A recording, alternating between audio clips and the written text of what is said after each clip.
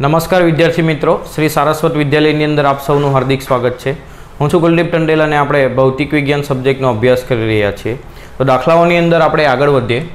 દાખલા નંબર 2.6 લંબાઈના માપન માટે નીચે આપેલા સાધનો પૈકી કયું સાધન વધુ સચોટ છે? તો સચોટતા વિશે આપણે ભણી ગયા। સચોટતા એટલે શું કે કેટલું નાનું નાનું મૂલ્ય તમે માપો છો, એટલે લઘુત્તમ માપ કોનું ઓછું છે તે વધુ સચોટ કહેવાય, બરાબર। તો ત્રણેય સાધનના આપણે શું માપવા પડશે? લઘુત્તમ માપ।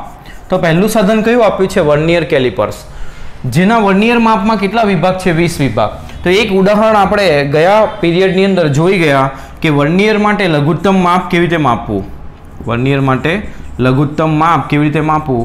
તો એના માટે આપણે 20 વિભાગ હોય ત્યારે પ્રથમ એવું કર્યું કે 20 વર્નિયર સ્કેલના વિભાગ બરાબર, અહીંયા આગળ મેન્શન નથી કર્યું કે 20 વર્નિયર સ્કેલના વિભાગ બરાબર કેટલા મેઇન સ્કેલના વિભાગ થશે, પણ મોટે ભાગે સામાન્ય રીતે એ 19 મેઇન સ્કેલના વિભાગ થાય છે, મુખ્ય સ્કેલના વિભાગ, બરાબર। તો એના પરથી VSD બરાબર 19/20 MSD થશે।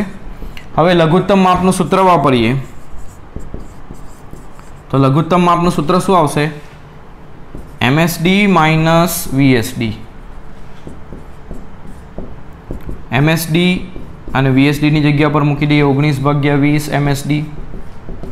આપણે ગણી જ ગયા છે એટલે હું ફટાફટ ગણાવું છું તમને।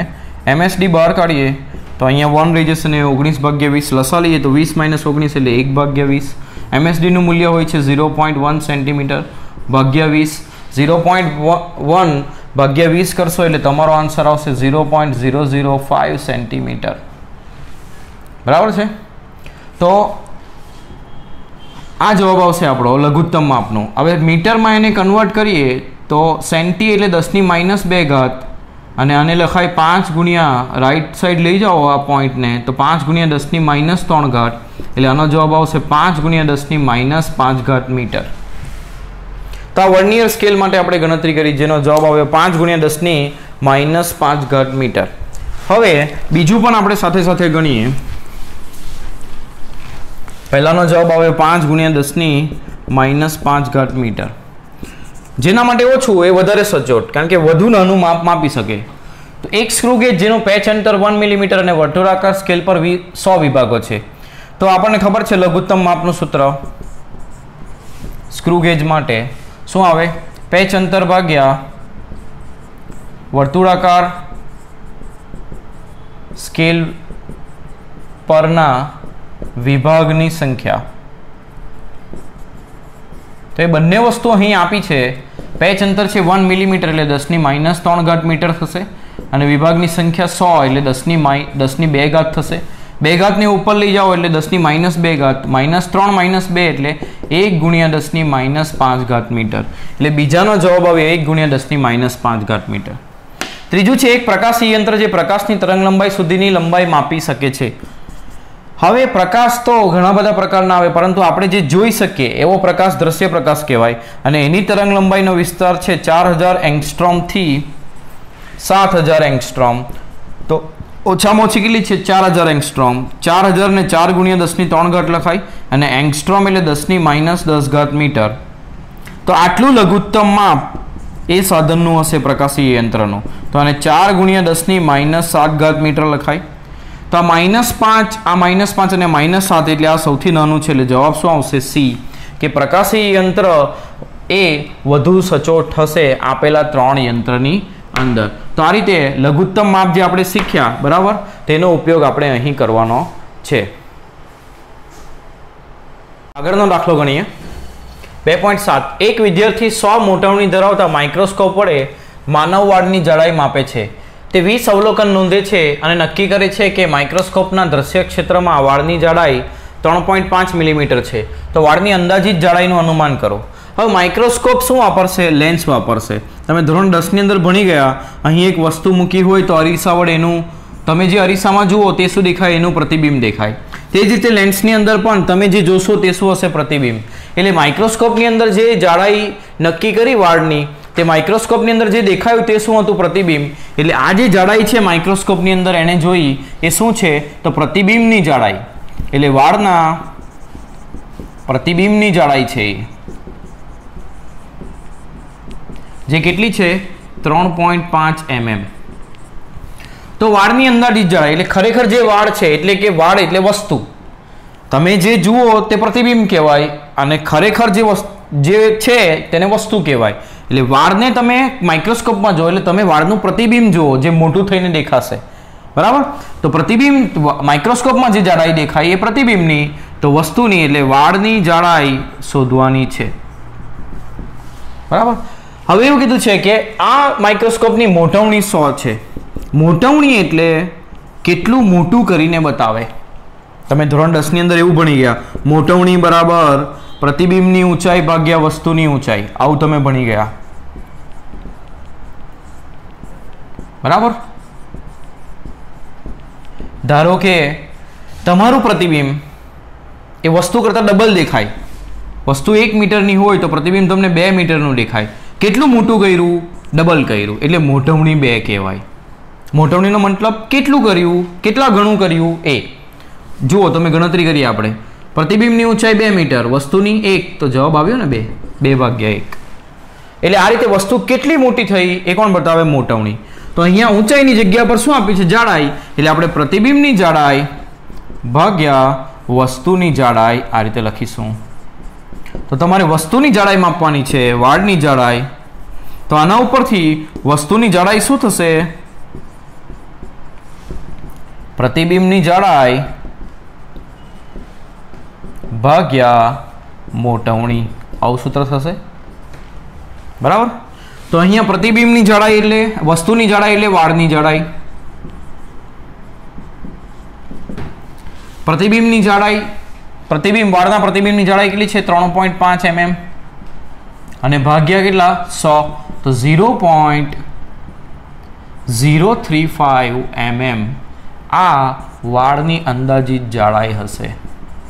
એટલે આ દાખલો તમને મોટવણી શું છે એ સમજાવવા માંગે છે, વસ્તુ કેટલી મોટી થઈ એ આ સમજાવવા માંગે, બરાબર છે.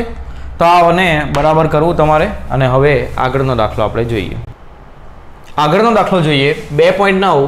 એક મકાનનો ફોટોગ્રાફ 35 mm ની સ્લાઇડ પર 1.75 સેન્ટીમીટર સ્ક્વેર ક્ષેત્રફળને આવરી લે છે.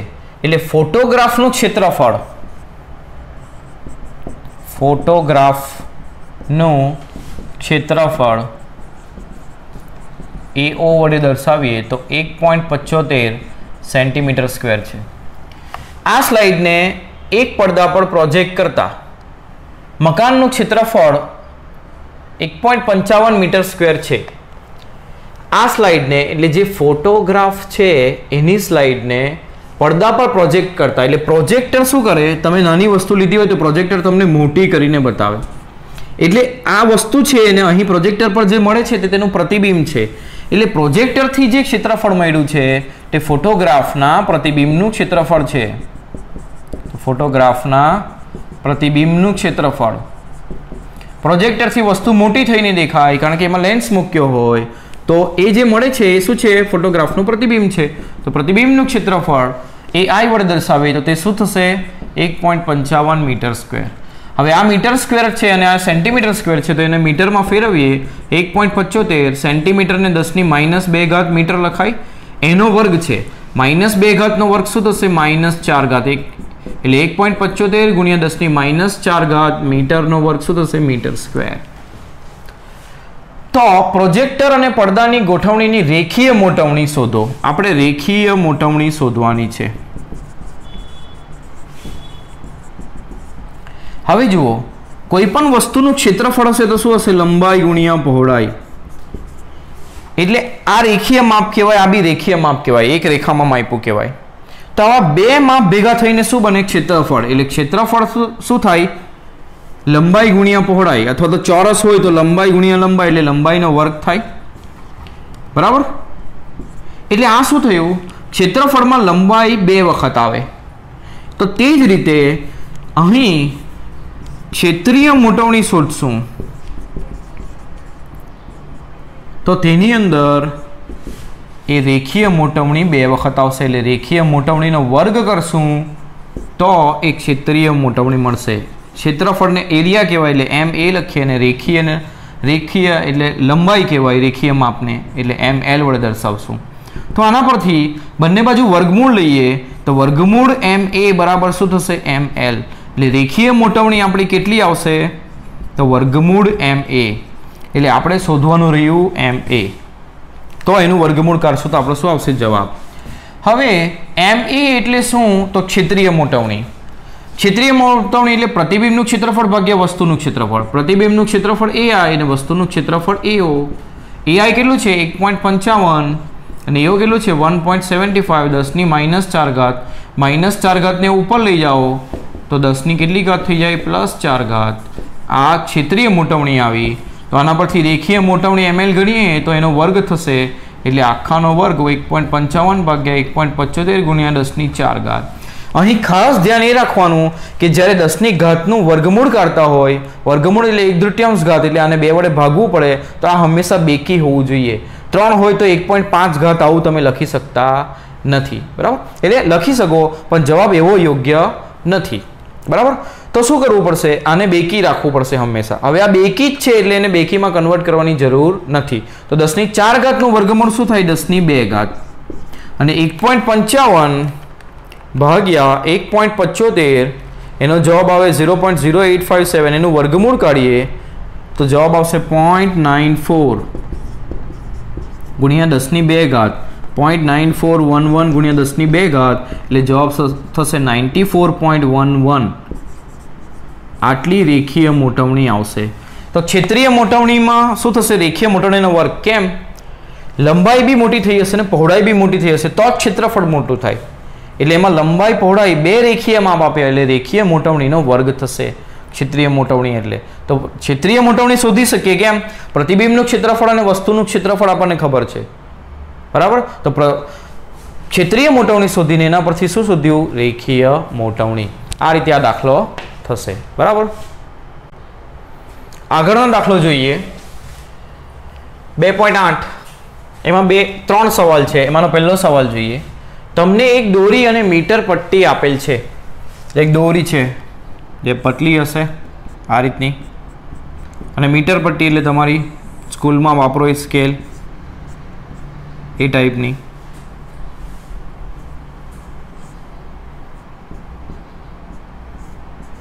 આ રીતનું હશે. આ બે સાધન તમારી પાસે છે. તમે દોરીની જાડાઈ કેવી રીતે નક્કી કરશો? દોરીની જાડાઈ માપવાની. જાડાઈ એટલે આટલો ભાગ, આટલો નાનો ભાગ, આટલું માપવાનું. જો તમે દોરીને અહીંયા આમ ગોઠવશો દોરીને તો જાડાઈ માપી શકાય? નહીં માપી શકાય. દોરીની જાડાઈ તો 0.1 સેન્ટીમીટર કરતાં પણ ઓછી છે. તો કેવી રીતે માપશો? તો તેના માટે એક લોજિક લગાવવાનું. શું કરવાનું? તો આપણે અહીંયા દોરીને આ રીતે વીંટાળીએ. આ એક આંટો થયો દોરીનો. તો એક આંટામાં જાડાઈ એક વખત આવી. બીજો આંટો વીંટાળીએ એટલે આમ વીંટાળતા જઈએ દોરીને ફૂટપટ્ટી ઉપર. બરાબર? તમારી મીટર પટ્ટી ઉપર. તો જાડાઈ બીજી વખત આવી. આ એક વખત જાડાઈ, આ બીજી વખત જાડાઈ. આ જાડાઈ જ કહેવાય ને. બરાબર? એક વખત આમ દોરી વીંટાળી એટલે દોરી અહીંયા એક વખત હોય તો આ જે હશે એ દોરીની જાડાઈ. આ ત્રીજી વખત વીંટાળ્યું. જેટલા આંટા હું વિચારું છું તેટલી જાડાઈ આમાં ઉમેરાતી જાય છે. બરાબર? ધારો કે આવી રીતે વીંટાળીને મેં ઘણા બધા આંટાઓ વીંટાળ્યા. ફરીથી સમજાવું. જો તમને દેખાય એના માટે મોટું દોરું છું, આકૃતિ મોટી કરીને. આ એક આંટો મેં વીંટાળ્યો દોરીનો એટલે આમાં દોરીની એક જાડાઈ આવી. બીજો આંટો વીંટાળ્યો તો આમાં દોરીની બીજી જાડાઈ આવી. જેટલી વખત વીંટાળીશ એટલી જાડાઈ આમાં આવતી જશે. તો આ રીતે ઘણા બધા આંટા થયા. આ રીતે વીંટાળ્યું મેં. બરાબર? આ એક વખત જાડાઈ આવી, બીજી વખત, ત્રીજી વખત, આ n વખત જાડાઈ આવી. પછી આના પર વીંટાળ્યું છે તો આ જે અહીંથી અહીં દોરી વિતરાઈ છે તો આની લંબાઈ માપો. દોરીની લંબાઈ એટલે દોરીની લંબાઈ નથી પણ દોરીના આંટાની લંબાઈ. દોરીના આંટાની લંબાઈ.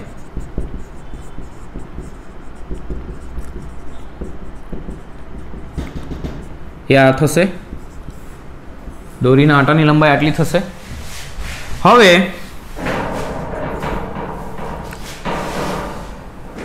દોરીના આંટાની લંબાઈ એને તમે કેવી રીતે લખી શકો?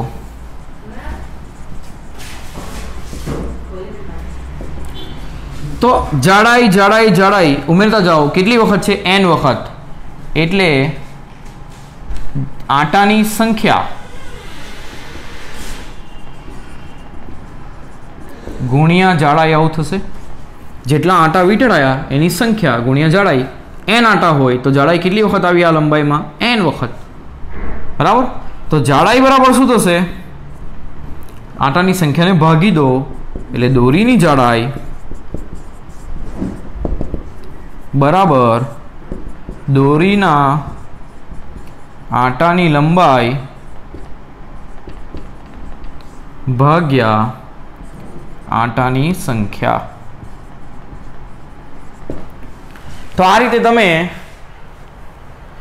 શું શોધી શકો? પાતળી દોરીની જાડાઈ આ પદ્ધતિ વાપરીને શોધી શકો. આમાં મેં શું કર્યું? તો આ દોરીઓને વીંટાળી, કેટલા આટા વીંટાળાય એ ગણ્યા. બરાબર. એક આટામાં એક જાડાઈ હોય તો n આટામાં n જાડાઈ હોય તો આ જે લંબાઈ થશે એ n વખત જાડાઈ થશે. એટલે આટાની સંખ્યા જેટલી જાડાઈને ગુણશું તો થશે. એટલે 3 આટા હોય તો 3 ગુણ્યા જાડાઈ. જેટલા આટા એટલી જાડાઈ. એટલે આટા ગુણ્યા જાડાઈ એ શું થશે? દોરીના આટાની લંબાઈ. તો દોરીના આટાની લંબાઈ આપણે મીટર પ્રતિથી માપી શકીશું. અહીંયાથી અહીંયા આટલું વીંટળાયું છે. બરાબર. કોઈ એક સળિયા પર કે ગમે તેના પર તમે વીંટાળી શકો. બરાબર. તો આટાની લંબાઈ આ જેટલા આટા વીંટળાયા છે, કેટલી લંબાઈમાં વીંટળાયા છે એને આપણે આટાની સંખ્યા વડે ભાગીશું તો જાડાઈ આપણને મળી જશે. ફરીથી લોજિક સમજાવું. આ 1 જાડાઈ, 2 જાડાઈ, 3 જાડાઈ n વખત છે. જેટલા આટા છે એટલી જાડાઈ છે. તો આ કુલ લંબાઈ કેટલી છે? દોરીની આટાની લંબાઈ એ જાડાઈ ગુણ્યા આટાની સંખ્યા. બરાબર. એટલે દોરીની જાડાઈ કેવી રીતે માપીશું? દોરીના આટાની લંબાઈ ભાગ્યા આટાની સંખ્યા વડે. આગળનો દાખલો ગણીએ. આ તમે લખી દેજો. બરાબર. તમને સમજાય એ રીતે આટલો પોર્શન.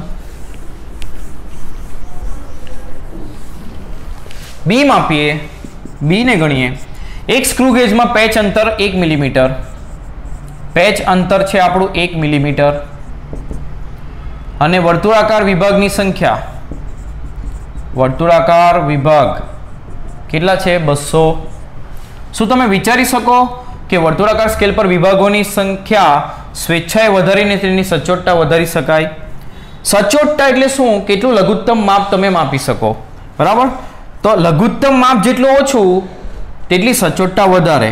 તો લઘુત્તમ માપ ગણીએ તો કેવી રીતે ગણાય? પેચ અંતર ભાગ્યા વર્તુળાકાર વિભાગની સંખ્યા.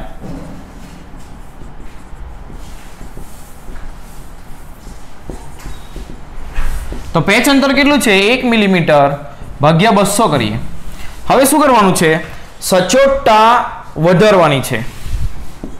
સચોટતા એટલે તમે કેટલું લઘુત્તમ મૂલ્ય માપી શકો.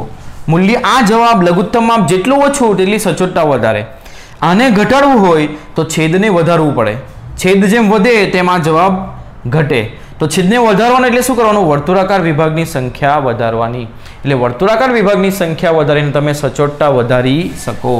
એટલે હા, સચોટતા વધારી શકાય. પરંતુ ધારો કે આ પ્રશ્ન ખરેખર જોવા જઈએ તો ઇંગ્લિશ મીડિયમની બુકની અંદર આ કન્વર્ઝન છે આપણો એનસીઈઆરટી ઇંગ્લિશનું ગુજરાતી. તો ઇંગ્લિશ મીડિયમની અંદર સચોટતા માટે નથી કીધું, પરંતુ શેના માટે કીધું છે? 2 શબ્દ આપણે જોઈલા. કયા કયા શબ્દો યાદ કરો? એક સચોટતા અને બીજું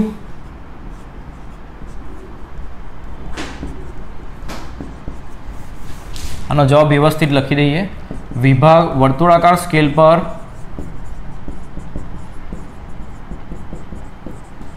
વિભાગોની સંખ્યા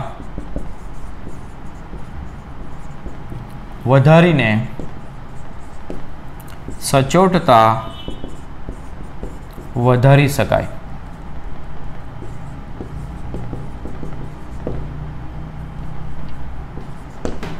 તો આપણે 2 શબ્દ જોઈલા, સચોટતા અને ચોકસાઈ. ખરેખર આ સવાલ ચોકસાઈ માટે છે, પણ કન્વર્ઝનમાં ભૂલમાં સચોટતા લખી દીધું છે. તો ચોકસાઈ વધારાય કે નહીં? ચોકસાઈ એટલે તમારું મૂલ્ય કેટલું નજીક સાચા જવાબની કેટલી નજીક મળે છે. તો લઘુત્તમ માં બદલીને આપણે એ જવાબને સાચા મૂલ્યની નજીક લઈ જઈ શકતા નથી, પરંતુ લઘુત્તમ માપ વધારીને નાનામાં નાનું મૂલ્ય માપી શકીએ, એટલે સચોટતા વધારી શકીએ.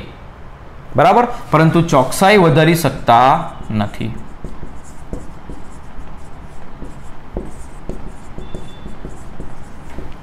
બરાબર છે. આ જ દાખલાની અંદર ત્રીજો સવાલ, પાતળા બ્રાસના સળિયાનો વ્યાસ વર્નિયર કેલિપર્સ વડે માપવામાં આવે છે. ફક્ત 5 અવલોકન દ્વારા મેળવેલ પરિણામની સરખામણીમાં 100 અવલોકન વડે મેળવેલ વ્યાસનું અપેક્ષિત પરિણામ શા માટે વધુ વિશ્વસનીય હશે? જેટલી વખત તમે વધુ અવલોકનો કરો એટલી વખત જેટલું વધુ અવલોકન કરો એટલું તમારું માપની અંદર રહેલી ત્રુટિ એ નાબૂદ થતી જાય. એટલે જો અવલોકનની સંખ્યા વધારે હોય તો ત્રુટિ તમને એની અંદર ઓછી મળે. એટલે વધારે વખત અવલોકન લીધું હશે તો તે વધુ વિશ્વસનીય હશે. બરાબર, એટલે જવાબ શું આવશે? તો વધુ વખત અવલોકન લેતા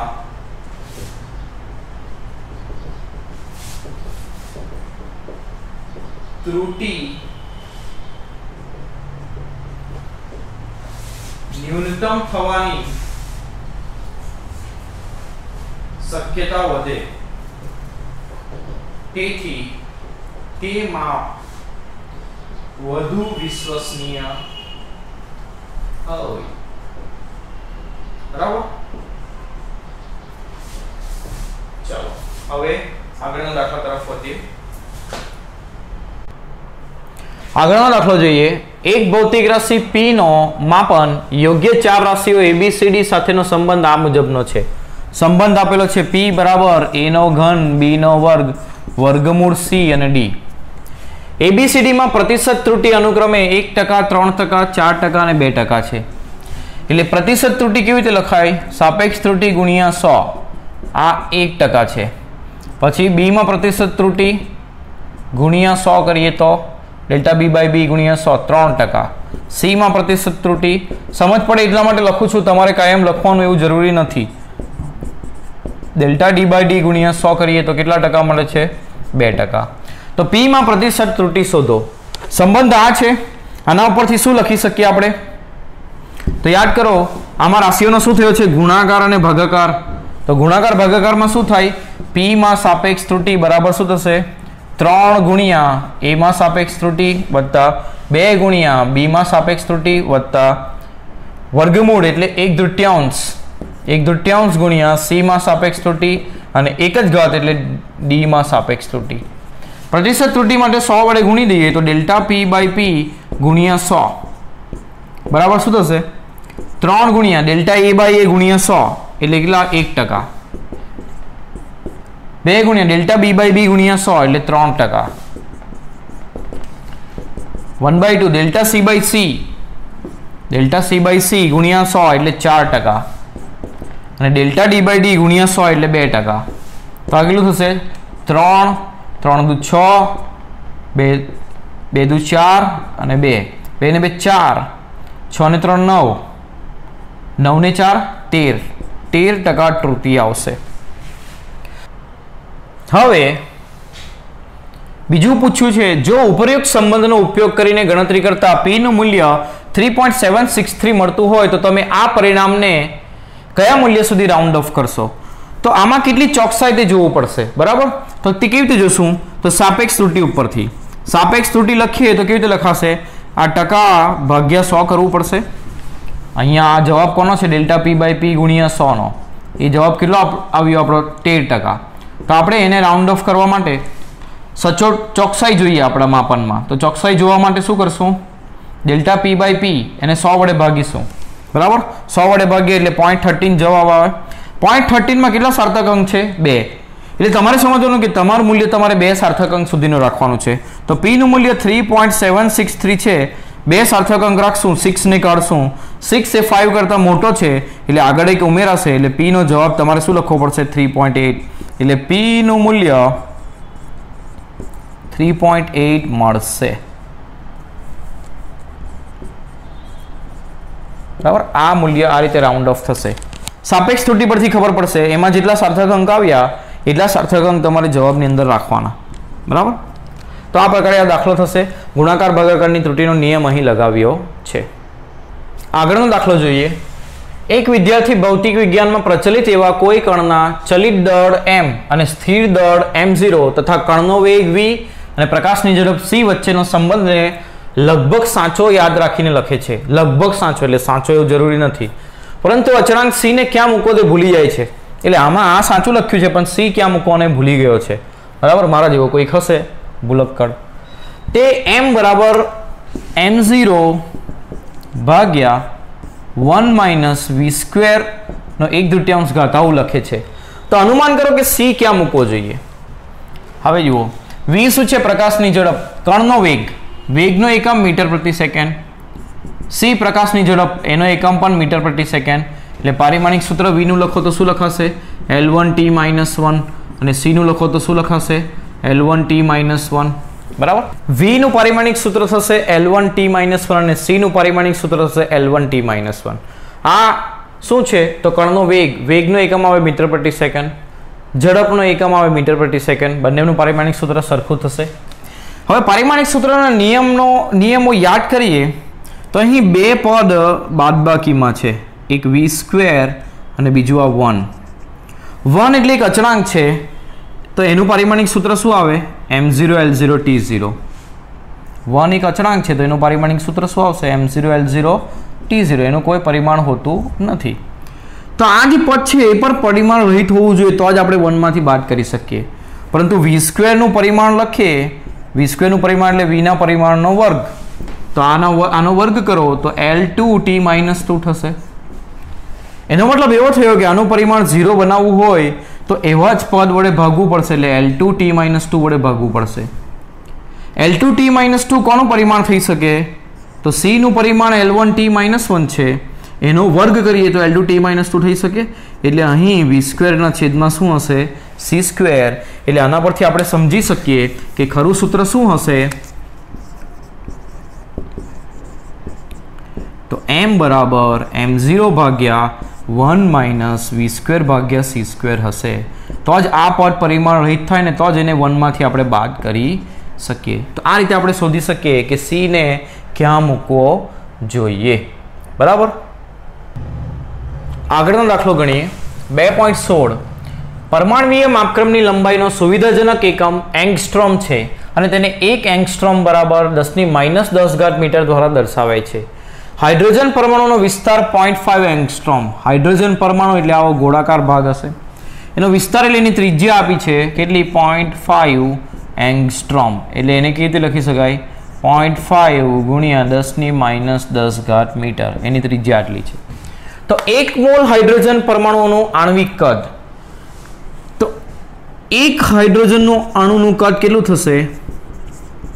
એક હાઇડ્રોજન અણુનું કદ એ લખીએ તો એ આપણે લખી શકીએ, ગોળાકાર છે ભાગ એટલે 4/3 πr³ લખી શકીએ. બરાબર. તો 1 મોલ હાઇડ્રોજન પરમાણુનું આણ્વિક કદ પૂછેલું. હવે 1 મોલમાં કેટલા હાઇડ્રોજનના અણુઓ રહેલા હોય? 1 મોલમાં રહેલા અણુઓની સંખ્યા, 1 મોલમાં રહેલા અણુઓની સંખ્યા, કોઈપણ વાયુના 1 મોલમાં રહેલા અણુઓની સંખ્યાને કહેવાય એવોગેડ્રો અંક, અને એનું મૂલ્ય આવે 6.023 × 10⁻23. બરાબર. એટલે આટલા અણુઓ, કોઈ પણ વાયુ હોય 1 મોલમાં હંમેશા આટલા જ અણુ રહેલા હોય, એ એવોગેડ્રો નામના વૈજ્ઞાનિકે શોધેલું. તો કુલ આણ્વિક કદ 1 મોલનું આણ્વીય કદ કેટલું થશે? તો 1 નું કદ 4/3 πr³, તો આટલાનું કેટલું? એટલે આની સંખ્યા વડે એને ગુણી દઈએ, કિંમતો મૂકીએ બધી. તો 4/3 પાય એટલે 3.14,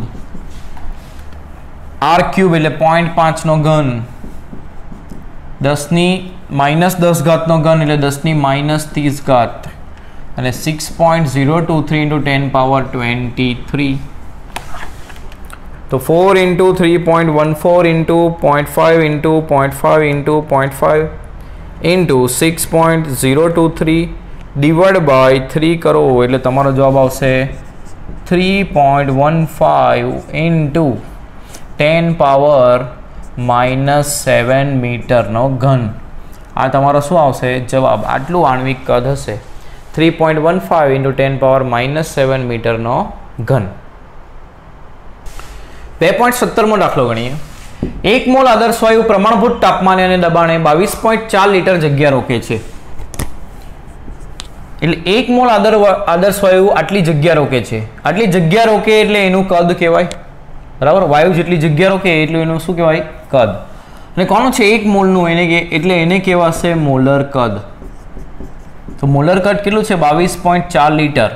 1 લીટર બરાબર થાય 10⁻³ મીટર ક્યુબ. એટલે મીટર ક્યુબમાં આટલું થશે.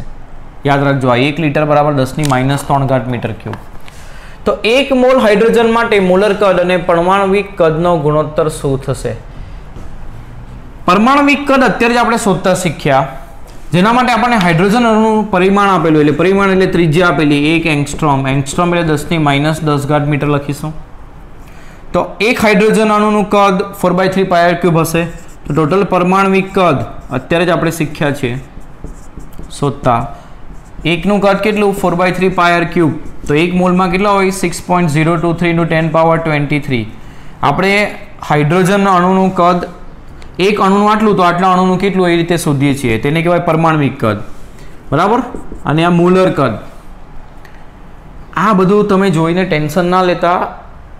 આ દાખલાઓ ખાલી અમુક સમજણ માટે આપ્યા છે, બાકી આ આખા ચેપ્ટર્સ છે આપણા. 13મું ચેપ્ટર એ આખું આ જ આવશે. વાયુનું કદ કેટલું, કેવી રીતે ગણવું, બરાબર? એટલે અત્યારે તો તમને આ બધું શું કહેવાય કે સમજાવવા માટે ઘણું બધું વસ્તુ એ પાછળના ચેપ્ટરનું પણ આગળ આપ્યું છે. આમ જોવા જઈએ તો ન આપવું જોઈએ, પણ આપ્યું છે એટલે આપણે ગણીએ છીએ. બાકી આ બધું વસ્તુ ત્યારે સમજશો ત્યારે ખબર પડશે તમને. અત્યારે આ બધું જલ્દીથી ખબર નહીં પડે. આ એવોગાડ્રો અંક ક્યાંથી આવ્યો, શું છે, આ બધું ડીપમાં સમજવાનું આવશે 13મા ચેપ્ટરની અંદર વાયુ માટે, બરાબર છે? તો આવા ઘણા દાખલાઓ આવશે કે જે ખરેખર તો આ ચેપ્ટરમાં ન આપવા જોઈએ પણ આપ્યા છે, એટલે આપણે ગણીએ છીએ, બરાબર છે?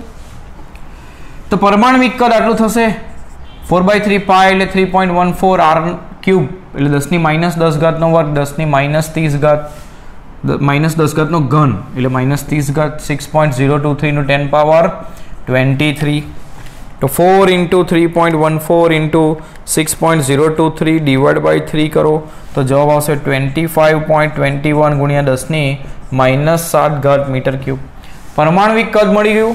તો હવે શું ગણવાનું છે? શા માટે આ ગુણોત્તર ઘણો મોટો છે? કોનો ગુણોત્તર લેવાનો છે? તો 1 મોલ હાઇડ્રોજન માટે મોલર કદ ભાગ્યા પરમાણવિક કદ, એનો શું લેવાનો? ગુણોત્તર. તો ગુણોત્તર લઈએ. મોલર કદ કેટલું? 22.4 મીટર 10⁻³ ભાગ્યા પરમાણવિક કદ કેટલું? 25.21 × 10⁻⁷. 22.4 × 10⁻³ અને 25.21 × 10⁻⁷. તો 22.4 ભાગ્યા 25.21 કરીએ તો એપ્રોક્સિમેટ 0.89 આવે છે ગુણ્યા 10⁻⁷ ઉપર જશે +7 7 - 3 એટલે 4 રહેશે.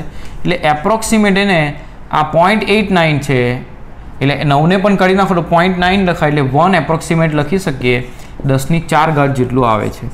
એટલે મોલર કદ ભાગ્યા પરમાણવિક કદનો ગુણોત્તર આટલો આવે. હવે એવું પૂછેલું છે કે શા માટે આ ગુણોત્તર ઘણો મોટો છે, એનું કારણ સમજાવો. એ બધું જ આવશે તમારા 13મા ચેપ્ટરમાં, પણ અહીં છે એટલે સમજાવી દઉં. પરમાણવિક કદને અહીંયા ગુણી દો તો 10⁻⁴ ગુણ્યા પરમાણવિક કદ. આ શું બતાવે? 10⁻⁴ એટલે 10,000. મોલર કદ પરમાણવિક કદ કરતાં 10,000 ગણું છે. પરમાણવિક કદ કેવી રીતે શોધ્યું? આપણે એવું ધાર્યું એક અણુનું કદ આટલું, તો બધા અણુને આ રીતે ભેગા રાખીએ તો કુલ કદ જે થાય તેને આપણે શું લીધું? પરમાણવિક કદ. આ ટોટલ કદ આપણે પરમાણવિક કદ તરીકે લીધું.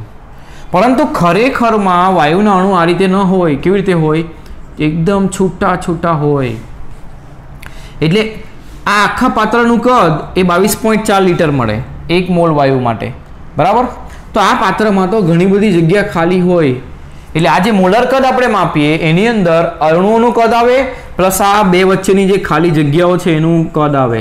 એટલે અણુઓના કદ કરતાં તો ખાલી જગ્યા વધારે હોય, એટલે મોલર કદ એ તમને પરમાણુના કુલ કદ કરતાં પણ ઘણું મોટું મળે. એટલા માટે અહીં મોલર કદ એ પરમાણુ કદના કદ કરતાં 10,000 ગણું મળે છે. એટલે આ એવું સમજાવે કે અણુ આ રીતે સાથે નહીં હશે, પણ છૂટા છૂટા હશે આ રીતે, બરાબર.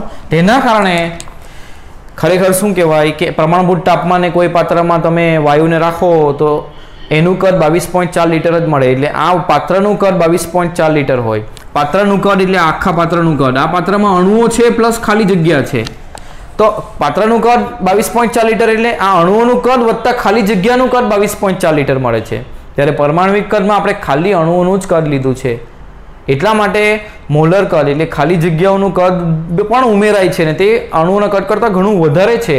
તેથી આપણો જવાબ મોલર કદનો એ પરમાણવિક કદ કરતાં 10,000 ગણો આવે છે. બરાબર છે.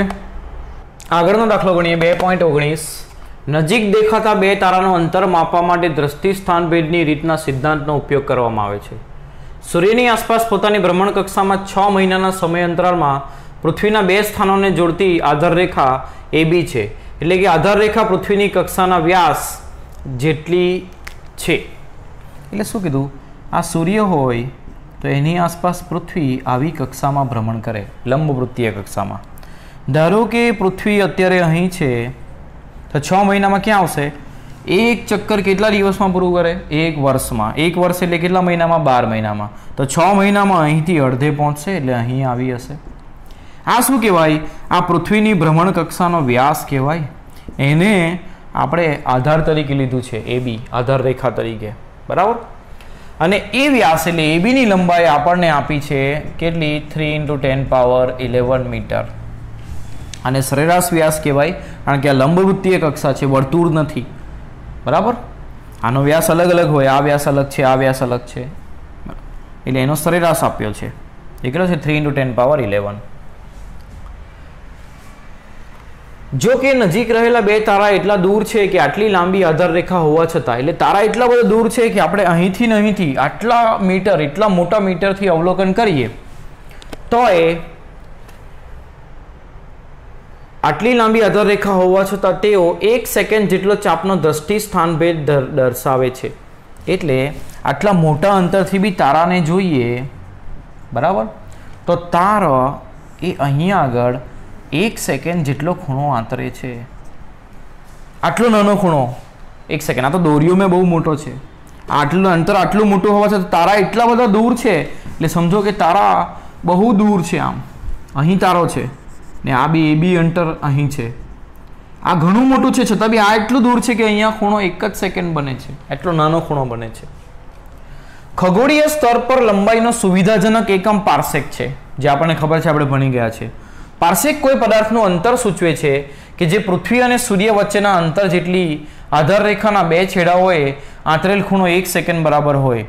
1 પાર્સેકનું મૂલ્ય મીટરમાં કેટલું થાય?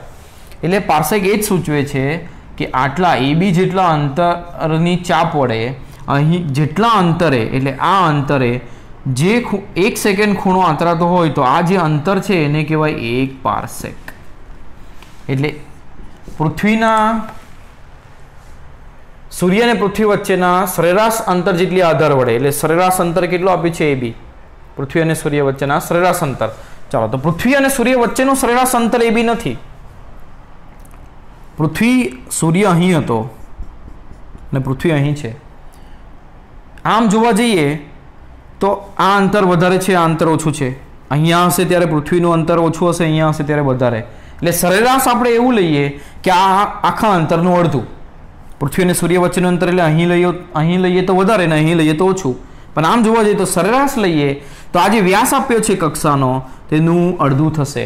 એટલે પૃથ્વી અને સૂર્ય વચ્ચેનું જે સરેરાશ અંતર છે, પૃથ્વી અને સૂર્ય વચ્ચેનું અંતર, એ આપણે આ જે અંતર આપ્યું છે AB 6 મહિનાની અંદર પૃથ્વીના બે સ્થાનો વચ્ચેનું અંતર, એનું અડધું લેવું પડશે. સમજો કે સૂર્ય અહીં છે, ખરેખર આવું હોય. અત્યાર સુધી તમે એવું સમજતા હશે કે વર્તુળાકાર કક્ષામાં પૃથ્વી ફરતી હશે અને વચ્ચે સૂર્ય હશે, પણ એવું નથી. આવી લંબવૃત્તીય કક્ષા હોય. લંબવૃત્તીય કક્ષા હોય એટલે શું થાય? તો પૃથ્વી અહીંયા હોય ત્યારે અંતર આટલું, પૃથ્વી અહીંયા હોય ત્યારે અંતર આટલું. અંતર બદલાય સૂર્યથી, એટલે આ લંબવૃત્તીય કક્ષાની ત્રિજ્યા બદલાતી હોય. પરંતુ આ બધાનું સરેરાશ લઈએ તો તે અંતર આ AB એટલે વ્યાસ કરતાં અડધું થશે. એટલે પૃથ્વી અને સૂર્ય વચ્ચેનું અંતર આનું અડધું થશે. 3 × 10⁻11 મીટરનું અડધું એટલે /2 એટલે 1.5 × 10⁻11 મીટર થશે. બરાબર. તો આ અંતર વડે એટલે આ અંતર કેટલું લેવાનું? આ વ્યાસ, આ જે ચાપ છે એનું માપ કેટલું લેવાનું? 1.5 × 10⁻11 મીટર. આ ચાપ વડે જે અંતરે ખૂણો 1 સેકન્ડ અંતરાય તેને કહેવાય 1 પાર્સેક. તો 1 પાર્સેક મીટરમાં કેટલા થાય તે ગણવાના. તો કેવી રીતે ગણીએ? આ અંતર જે છે, જે ખૂણે આ ચાપ કેટલો ખૂણો આંતરે? 1 સેકન્ડ. બરાબર. તો ખૂણો બરાબર શું થાય? ચાપ ભાગ્યા ત્રિજ્યા. આ સૂત્ર આપણને ખબર છે. હવે સમજાવવા માટે જે આકૃતિ દોરી છે એને હું કાઢી નાખું છું. તમારે સમજવા માટે દોરી હોય તો દોરી દેજો. બરાબર છે. આમ તો આની બહુ ખાસ જરૂર નથી, શું છે એ જ સમજવાનું હતું, ગણતરીમાં એની જરૂર નથી. તો ખૂણો બરાબર શું થાય? ચાપ ભાગ્યા ત્રિજ્યા. ત્રિજ્યા એટલે આ 1 પાર્સેક ત્રિજ્યા છે, આ ચાપ છે ને આ ખૂણો છે. તો ચાપ કેટલી છે? 1.5 × 10⁻11 મીટર. ખૂણો હંમેશા રેડિયનમાં હોવો જોઈએ. આપ્યો છે શેમાં છે? સેકન્ડમાં. તો કેવી રીતે ફેરવશું? 1 સેકન્ડને 3600 વડે ભાગીશું તો આ શેમાં ફેરવાશે? ડિગ્રીમાં. અને એને π/180 વડે ગુણીશું તો શેમાં ફેરવાશે? રેડિયનમાં. ભાગ્યા ત્રિજ્યા. ત્રિજ્યા જ 1 પાર્સેક છે. તો પાર્સેક શોધવું હોય તો પાર્સેક નહીં લાવો, આ બધા પદને અહીં લઈ જાઓ. તો 1 પાર્સેક બરાબર શું થશે? 1.5 × 10⁻11 મીટર ભાગ્યા, અહીં તમને વ્યવસ્થિત નહીં દેખાય તો આટલી વસ્તુ તમે લખી નાખો. બરાબર. આને હું ભૂસી નાખું છું. અહીં આગળ ગણીએ તો આના પરથી 1 પાર્સેક બરાબર શું થશે? 1.5 × 10⁻11 ભાગ્યા આ પાઈ અહીં જશે ને આ 360 × 180 અહીં જશે ગુણાકારમાં. 360 નહીં પણ 3600 × 180. 3600 ને હું એવી રીતે લખી શકું 3.6 × 10⁻³ અને આને 1.8 × 10⁻². તો 3 ઘાત 2 ઘાત 5 ઘાત એટલે અહીંયા 5 ઘાત ગુણીએ અને સાથે શું લખીએ? 3.6 અને બીજું શું લખીએ? નહીં તો એક સ્ટેપ લખીએ. ચાલો તમે ગૂંચવાઈ જશો. આમાં કિંમતો મૂકીએ. 3.6 અને આને 1.8 લખીએ. આ 3 ઘાત ને આ 2 ઘાત એટલે ટોટલ 5 ઘાત ને પાય એટલે 3.14. બરાબર. આ શું કર્યું? 3600 ને અહીંયા ગુણ્યા, 180 ને અહીંયા ગુણ્યા, પાર્સેક અહીં લાવ્યા અને પાઈને અહીં લઈ ગયા. તો આગળનો જવાબ આવશે 1.5 × 3.6 × 1.8 / 3.14. જવાબ આવ્યો 3.09 × 10⁻16 મીટર. એટલે 1 પાર્સેક બરાબર આટલા મીટર એપ્રોક્સિમેટ થાય. બરાબર છે. કેવી રીતે ગણ્યું? તો 1 પાર્સેક શું છે? પૃથ્વી અને સૂર્ય વચ્ચેનું સરેરાશ અંતર. તે કેટલું આવ્યું? 1.5 × 10⁻11 મીટર. આટલી લંબાઈની ચાપ વડે જે અંતરે એટલે આ અંતરે ખૂણો 1 સેકન્ડ અંતરાતો હોય તે અંતરને કહેવાય 1 પાર્સેક. તો આ ત્રિજ્યા બરાબર 1 પાર્સેક, ચાપ બરાબર આટલું અને ખૂણો બરાબર 1 સેકન્ડ આટલું લેશો એટલે તમારો જવાબ આવશે 1 પાર્સેક બરાબર આટલા મીટર. આમ તો આપણે આ ડાયરેક્ટ યાદ પણ રાખ્યું છે જુદા જુદા એકમોની અંદર, પણ કેવી રીતે આવ્યું એ ગણતરી માટે આ દાખલો આપ્યો છે. આગળના દાખલામાં આનો ઉપયોગ થઈ શકે એટલે કેવી રીતે ગણ્યું એ ધ્યાન રાખજો.